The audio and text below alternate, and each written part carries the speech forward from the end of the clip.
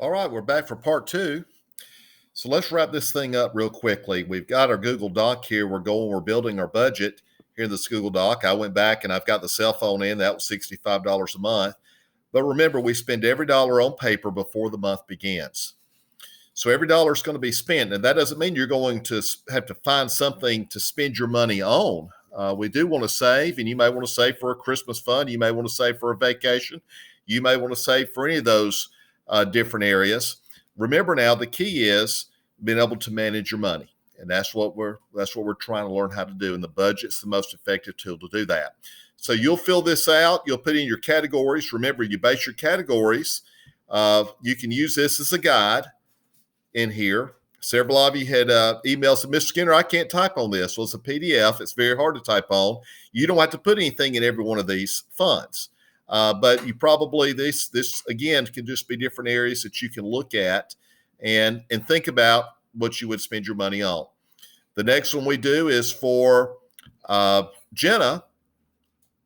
And it says here, Jenna's working in the grocery store. She makes $9 an hour. She works 20 hours during the week. So if you do 9 times 20, that should equal 180. 180, you multiply that out by 4, but then they throw a little curve at you, and she works 1 8-hour shift once a month on a Sunday, and she earns time and a half. Again, that goes back to our basic math unit that we learned, and you should know how to calculate overtime at this point. But take your regular pay, which would be $9 times 1.5. That would be half of 9 plus 9. So half of 9 is 450. 450 plus 9 is 1350. So she's going to have another extra 8 hours that she makes $1350 an hour. Now, I'm not going to sit here and do all the math for you, but you add that to her regular, what she's making on her regular 20 hours.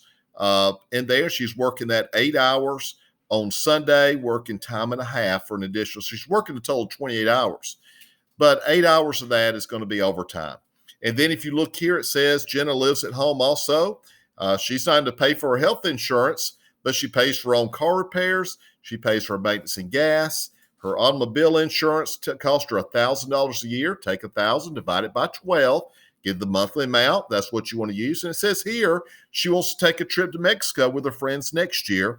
That'll cost her $1,500. So we do not know really how many months before she wants to have that $1,500, but we can assume 12 if you want to. That'll be fine. If you want to save it up over 10 months and have the money available in 10 months for the Mexico trip, we know it's $1,500 for the trip.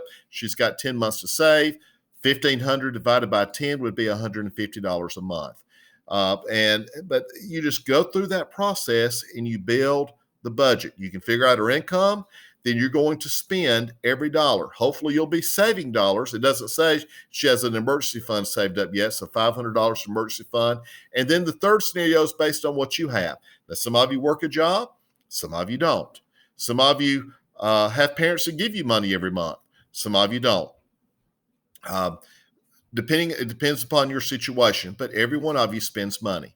So even if you're not spending the money out of your pocket, think about the money that you're spending each month on you, even if your parents give it to you, and create a budget and just use that amount as your income. And think about it. It's the procedure. It's the practice where you learn something. Now, just to make a small point on this situation we're in now with the economy, is almost ground to a halt. There's people that are not able to work because their businesses have shut down. You've learned in class to have an emergency fund.